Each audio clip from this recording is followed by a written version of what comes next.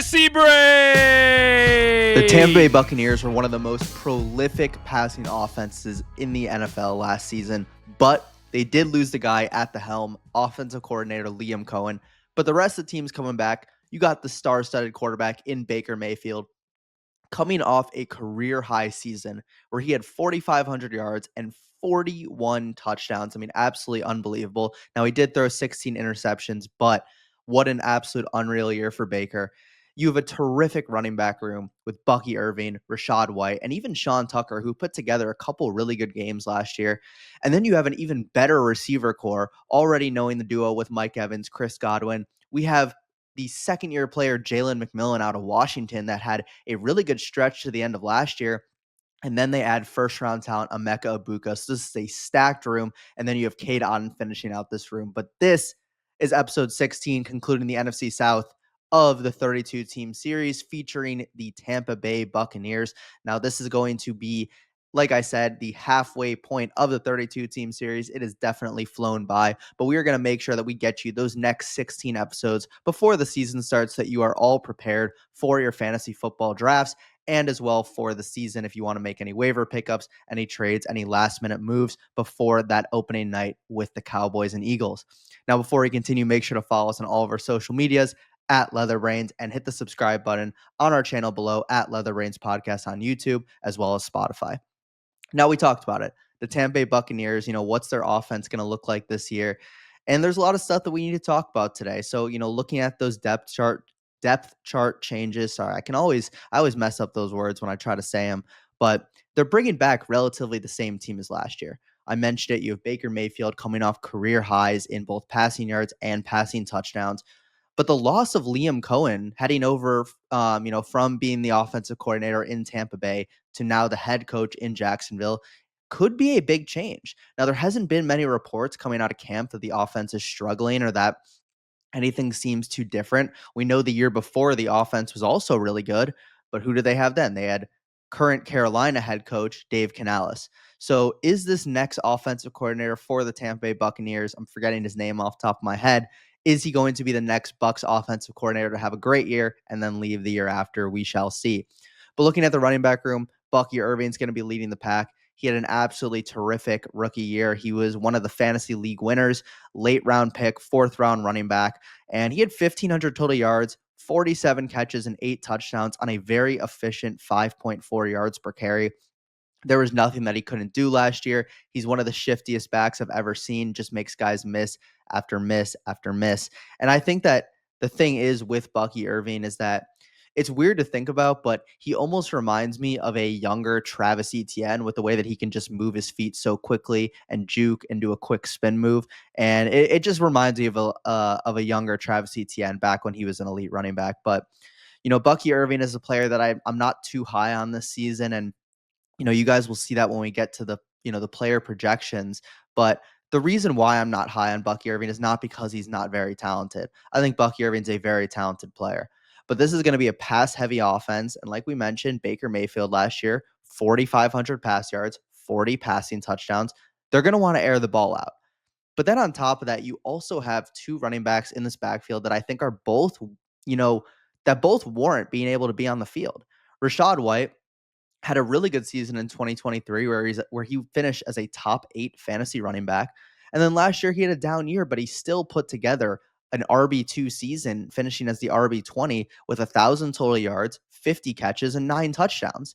And then even Sean Tucker out of Syracuse last year as a rookie, 6.2 yards per carry, 400 total yards, and 2 touchdowns, including a 30-point week in week 6 against the New Orleans Saints. So you have 3 running backs that have all proven to have very good performances. Now, of course, Bucky's the most talented, but my issue is, are they going to be feeding Bucky 20 touches a game? I'm not exactly sure they will. Now, I do like the fact that Bucky Irving proved last year that he was really good and had a great season. But you have to realize that in a points per game standard, he finished as the RB14 or RB15 last year. So he was, a high-end running back too, but right now he's getting drafted as a running back 7, 8, 9 in drafts. And that's where, for me, I have him a little bit lower, is that I don't know if he's going to be that bell cow back for Tampa Bay because I just can't see them playing Irving 80 to 85% of the snaps and not trying to keep him fresh when you have backs like Rashad White and Sean Tucker on the team. Looking at the receiver room, you have Mike Evans, the most consistent player in the NFL, 11 straight seasons of 1,000 receiving yards. Last year, he had 74 catches, 1,000 yards, and 11 touchdowns, and he did miss 3 games as well. The touchdowns is the big thing with him, is that he's always going to be a target, especially at the goal line. The Bucs are going to be a top 3 team when it comes to throwing fades at the 1-yard line. And Baker Mayfield and Evans have developed a terrific connection. So, you got to expect Evans to have another great year. Chris Godwin is going to be the receiver 2 on this team. He was having a top 5 receiver season. He was actually the receiver 2 in points per game last year before he had a gruesome injury where he dislocated his ankle, season-ending injury, and now he comes back. I have been low on Chris Godwin this entire offseason because I knew that he was most likely going to miss games, but now the news is starting to come out that he's probably not going to be ready for the start of the season and that he's probably going to go on the PUP list and miss around probably 4 to 5 games. So what does that mean? That means that you have rookie Emeka Egbuka, who goes 19th overall in the draft out of Ohio State, and he is going to absolutely shine. Emeka Egbuka is my favorite rookie in this year's draft class. He is my wide receiver 1 over other names like Tet McMillan, Travis Hunter, Matthew Golden, any of those guys. He is my wide receiver 1 in this draft class when it comes to Dynasty. 81 catches last year, 1,000 yards, and 10 touchdowns. And I think the thing about Emeka Egbuka that I just love is that he's what you would call in baseball a 5-tool player. There's nothing that he lacks as a player. He runs in the 4.4s for the 40-yard dash. He has one of the highest IQs you can possibly have. Coaches at Ohio State raved about not only his knowledge of the game, but also his leadership and just being able to be one of the smartest guys on the field. Some people don't take that into account when they're evaluating receivers, but if you are genuinely want like a very smart receiver, you understand how plays work, how defenses work, how zones can open up. That is a huge advantage and something that guys like Cooper Kupp and Travis Kelce, that's the reason that those guys have become what they have, by knowing the IQ of the game and understanding how the game works a lot better than fellow comrades on the field. So I love Emeka Egbuka. I'm going to be talking about him a lot more in this episode. But you can't forget about Jalen McMillan. He had a great year last year, and he was one of my favorite rookies from last year because, again, you have a high-volume passing offense, and if you have a quarterback that's going to throw over 4,000 yards, you're going to want to get the receivers on that team. So Jalen McMillan comes in, 37 catches, 460 yards, and 8 touchdowns last year while still missing 4 games. So you have him scoring a touchdown every other game. You have him scoring a touchdown 1 out of every 4 to 5 catches. So you have to assume that certainly it's going to go down a little bit. But I think with McMillan, he is a very underrated dynasty fantasy football player. And that's because with Chris Godwin and with Mike Evans, yes, they are great players, but they are at the tail ends of their career. Jalen McMillan only played 1 year in the NFL. While it might seem a little bleak right now, he is a great stash, a great trade piece if you are not a contending team and you want to just stash a receiver where in 1 to 2 years, if Evans is off the team, if Godwin's off the team, he could be the other outside receiver or the top outside receiver on this team. And he showed in his rookie year that the talent is certainly there. And Baker's going to be on this team for the next 4 to 5 years. So you should have no worries about McMillan. I think that, in a smaller format league, it might be a little tough to keep him. But I do think that you have to value his talent. And especially at the early season or the early part of the season, if Godwin does miss weeks, McMillan is going to have some startable weeks. And I think that's where some of his best ball value could come out of, is those weeks 1 through 5. Cade Otton is going to be the starting tight end on this team. He had 60 catches, 600 yards, and 4 touchdowns last year, while also missing 3 games. His season was completely highlighted by the middle of the season where he had a 4-game stretch of being a top 3 tight end. And that was because McMillan was healthy for half those games. Evans was out that entire stretch. Godwin was out that entire stretch. So they had nobody to throw to. And that doesn't necessarily mean that it's easy to just become really productive and be a top 3 tight end. But I think, assuming that all these other guys are healthy, or most of them are, Cade Otton is not going to be your high ceiling tight end. Now, he could catch a lot of touchdowns being in this high powered offense, but I don't think his talent is anything special that we haven't seen before at the tight end position. But let's move on now to our individual player projections. I had this offense throwing for just south of 4,000 yards, so about 39 29 yards for Baker Mayfield, along with 28 passing touchdowns. Now, I do think the completions is going to be a little bit higher at 380 completions. And so for Baker Mayfield, he is going to come in as my quarterback 13 in fantasy. Now, he's going right now as the quarterback 7. Baker Mayfield is the definition of a great fantasy quarterback because he slings the rock. He's willing to run. He's willing to put his body on the line, and it's exactly what you want. He's kind of what we would call a prime Kirk Cousins, kind of similar to what you want Trevor Lawrence to be, where you don't necessarily know if the team's going to be, a Super Bowl contender, but they're going to throw for a lot of yards. He's going to throw for a lot of touchdowns. And so Baker Mayfield, I do think, is going to regress a little bit from last season. 4,500 passing yards, 41 passing touchdowns. I don't think those are going to happen again, but I do think he is going to have a very good season and that he's going to be a good quarterback. I like his floor as a player, but I think the quarterback 7 price is a little bit too steep for me in your regular redraft leagues. I would rather wait and get some of the guys below him, such as Drake May, Caleb Williams, even Jared Goff, even waiting more for guys like Herbert, Jordan Love, JJ. And I'm not saying that you should get those guys necessarily as your number 1 quarterback, but if you're going to take Baker Mayfield over some other good options in the draft, rather than waiting on quarterback for another 2 rounds, I think that, even Brock Purdy too, I think that those options could end up scoring around a similar amount of points. And that's why I have Baker at this quarterback 13 range. Do I think he's going to be significantly worse than who I have at quarterback 8? No. But I think that, with his price and the range of outcomes that could suffice with his upside, I don't necessarily think he has top 5 upside. And that's why I'm a little bit scared to draft him that high, because I think there are other guys below him that have top 5 upside. Looking at some of the receivers, Mike Evans, I got him in at wide receiver 18. He is going as wide receiver 18. Like I mentioned, great every season. Maybe he finally does get the injury bug, but this guy is as durable as they come. 1,000 yards for 11 straight seasons. He's going to be the number 1 target in this offense, especially with Godwin out. He is going to be the top option. And I think that, with Mike Evans, he is just it's hard to take him in the 3rd round because you feel to yourself that like regression has to come at some point. But in this stage of his career, he's still on this new extension that he got last offseason. There's just no way that we can keep fading him legitimately and then thinking that it's going to work out. So I think with Mike Evans, he's a lock to be a high-end wide receiver 2 every single year. He has the outside role all to himself, and you know what he's going to bring you. He has weekly upside. He has a weekly floor, a good weekly floor. So love Mike Evans. Is his upside good enough to be in the top 8? Probably not, but he is as safe as they come in that round 3, price range. Chris Godwin right now is going to be my biggest faller on this entire team. I have him as my receiver 66. Now that's extremely low, and I know that might be a little lower than it should be because he is going as the receiver 33. But I've just been staying away from him all offseason. Even if he comes back week 5, who knows how healthy he's going to be? He hasn't had any reps in training camp. He hasn't been with this offense. Who knows what's going to happen with Emeka Ibuka and whether or not, that's going to start to eat into Godwin's slot production. He's a 30-year-old receiver. I'm just not willing to take the risk on a player like that. If you're going to draft Godwin at the receiver 33 price, tell me why he's better than Calvin Ridley or why he's better than Jerry Jeudy or Chris Olave or some of these players in this range that just seem like such better options and have way higher upside than Godwin.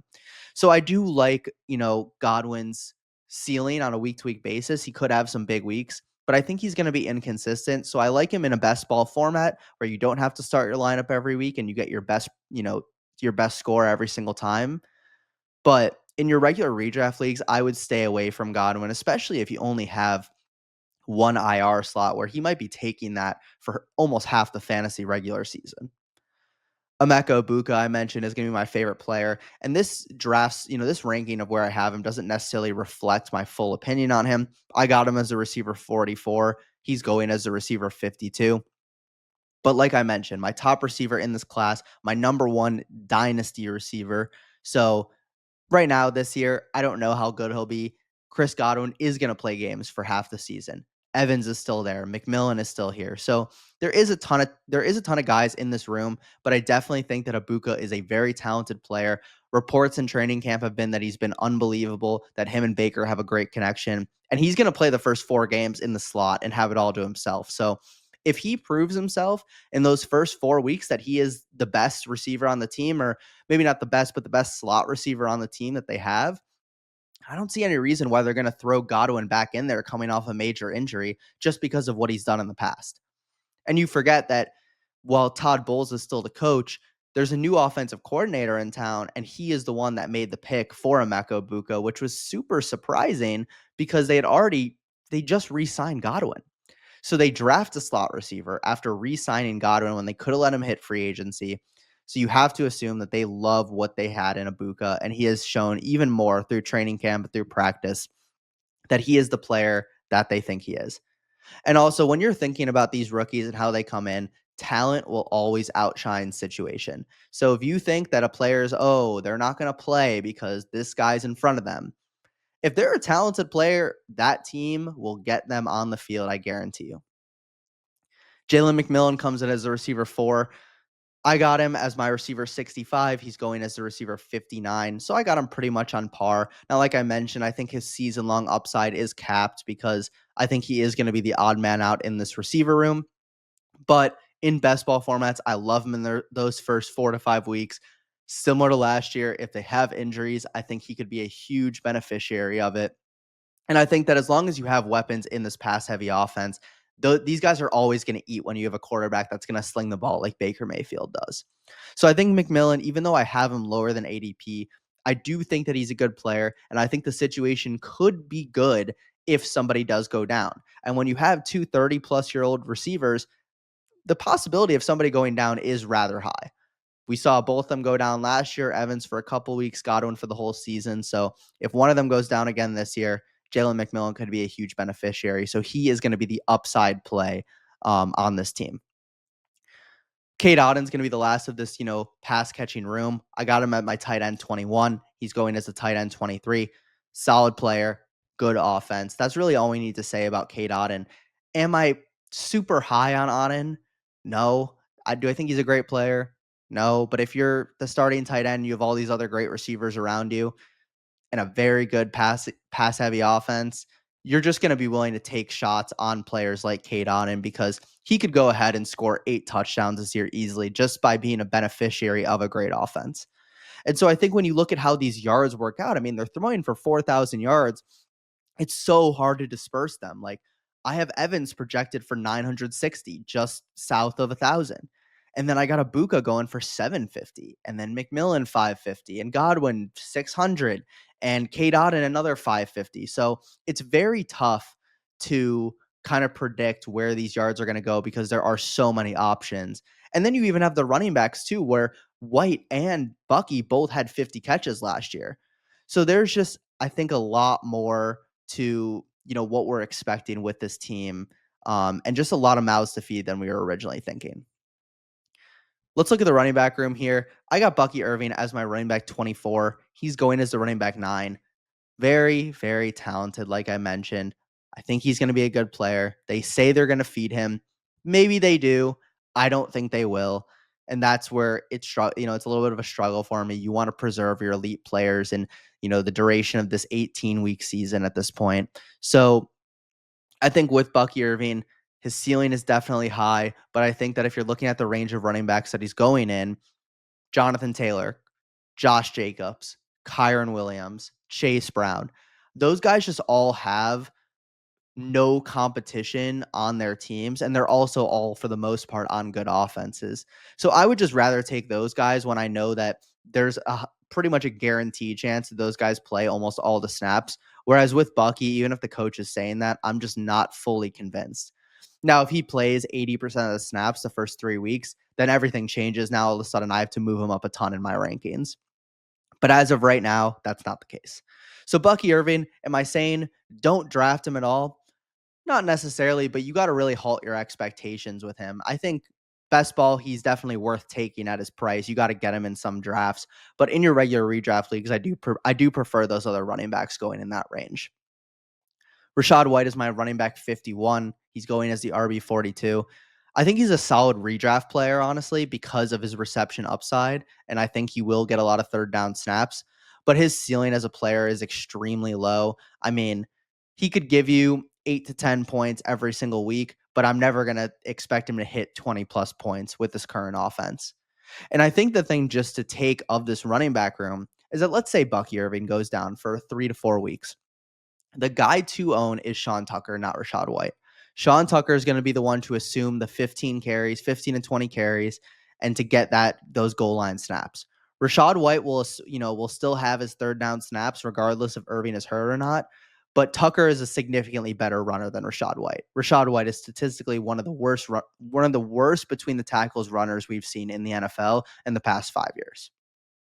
So Sean Tucker, great handcuff. I think he's good in your regular redraft leagues. If you're in Dynasty and you have Bucky Irving, I would definitely recommend picking up Sean Tucker because he is going to be that primary handcuff. That was the player projections. Let's move on before I close out this episode to the strength of schedule. They got the ninth hardest schedule for quarterbacks, which is a little bit tough, but they had a tough schedule last year, and we know Baker's going to sling it regardless. He threw 16 picks last year, and maybe that's the case again this year. But I think with that, you're not worried. An interception is minus 2 points. Obviously, you don't want your quarterback to throw picks, but at the end of the day, if he can just keep hucking the ball, keep throwing for a ton of yards, that's all you really care about. The receivers have the 13th hardest and the schedule, and the tight ends have the 11th easiest schedule. So they're very middle of the pack almost when it comes to the pass catchers and the overall pass offense. But again, we're so confident in this overall scheme and these players to have more talent than the cornerbacks covering them that I'm truly not worried about the matchups that they're going to be going up against. Running backs got the 14th easiest schedule, right in the middle of the pack. You're not going to not start your running back. You're not going to not start Bucky Irving. You're going to be taking him in the top 3 rounds, similar to these other receivers and Baker Mayfield. You're going to start Baker every week. You're going to start Evans every week. If Godwin or Ibuka, whichever one is better, you're starting them every week too. So I think you just got to remember a lot of these guys on this offense are indeed matchup proof for the most part. But the more important matchups that we can look at are these week 15, 16, 17 fantasy playoff matchups. Week 15, they play at home against the Falcons. Divisional matchup, those games are always really high scoring. The Falcons do not have a great secondary, at least when it comes to their cornerbacks. Their safeties are great. AJ Terrell is a good corner, but outside of him, they don't have much depth. Week 16, they play in Carolina against the Panthers. Another divisional matchup where it could be a high-scoring game. There could be the division on the line. I really like this matchup as well. And then you have Week 17 in Miami, another warm weather spot that the Dolphins have the worst secondary in the NFL.